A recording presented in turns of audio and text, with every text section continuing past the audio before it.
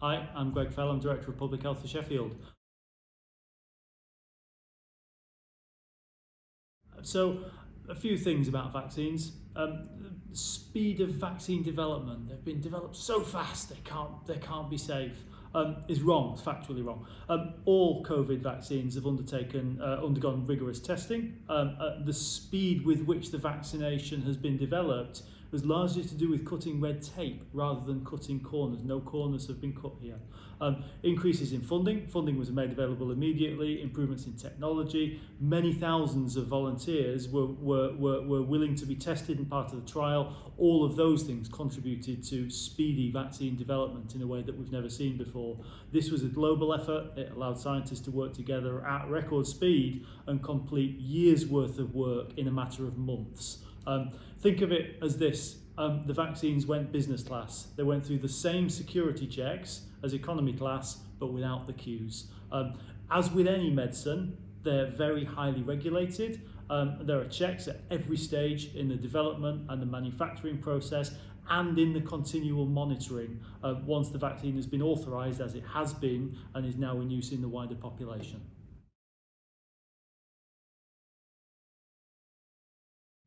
So I'm hearing that vaccines, this mRNA vaccine, the Pfizer vaccine, can change your DNA. It's not true. It's physiologically impossible. There's no way that RNA can change the DNA of anyone. It's just not possible. The COVID vaccine, the Pfizer COVID vaccine, does use RNA technology. And the RNA teaches our cells to make a protein that triggers the protective immune response. The RNA is then broken down as soon as it enters the body. It's worth noting that RNA never actually enters the nucleus of the cell where the DNA is. It's just not physiologically possible for the mRNA vaccine to change our DNA.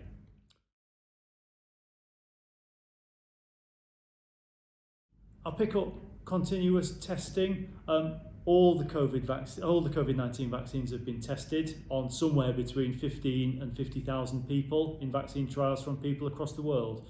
They've been tested in men and women, on people from all ethnic backgrounds, on people between the ages of 18 and 84.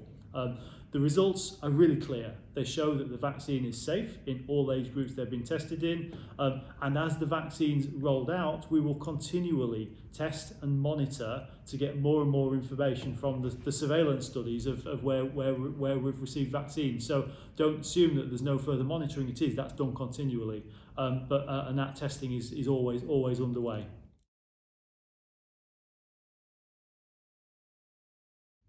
Lots have asked me about allergic reactions. Millions of people have now had COVID-19 vaccines across the world, and serious side effects such as allergic reactions are very, very rare. They do occur, but they're very rare. All foods and medicines have a very small chance of a side effect. Even paracetamol has a chance of side effect. And all of the other everyday drugs that we take often, and we never read the safety labels. Most are mild, most are short term, and by a long way, not everyone has a side effect.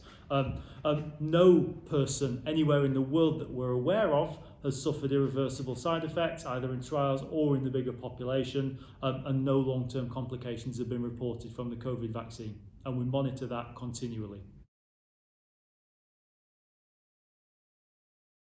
A lot have asked me about the content of the vaccine.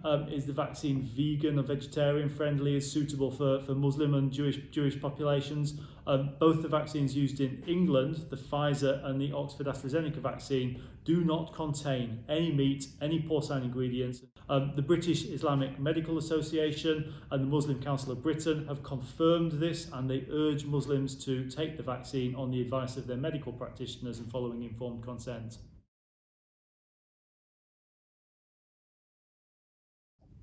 Lots have asked about side effects. As with any vaccination, COVID-19 vaccination included, you may have some mild side effects. These can include a sore arm where the needle was put in, feeling tired, a headache, feeling achy. You can take painkillers such as paracetamol if you need to. Thus far, thousands of people have been given a COVID vaccine in Sheffield with no serious side effects. Complications have been reported.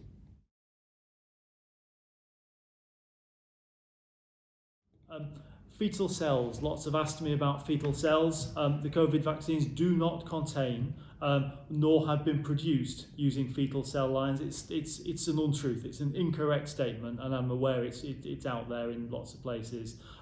It is correct that many vaccines are made in that way, but I'm really clear and can confirm that none of the COVID vaccines being administered in this country contain any fetal cells at all.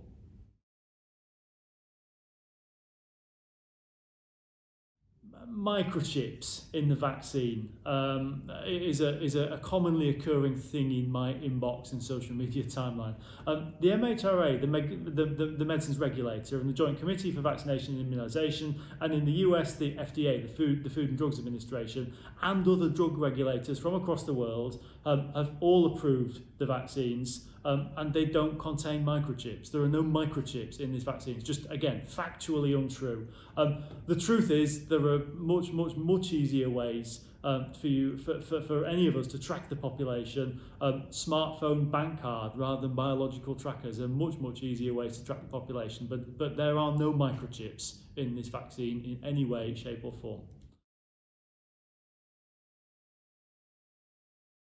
Lots are asking me about protection against the new variant. Continuous research on new strains of Covid-19 has shown clearly that it's highly likely both vaccines are still effective and provide protection against the new strains of virus that are around at the moment. As with any new vaccine, we are continuously testing, continuously monitoring, and research is frequently reported, and we keep abreast of that. Scientists are continually looking at how the vaccine works with the different strains of the viruses. The viruses such as winter flu virus often develop new strains, and it's really important to be clear that the vaccine continues to work when the virus mutates. But for the mutations that are currently circulating in the UK, the vaccine is still effective.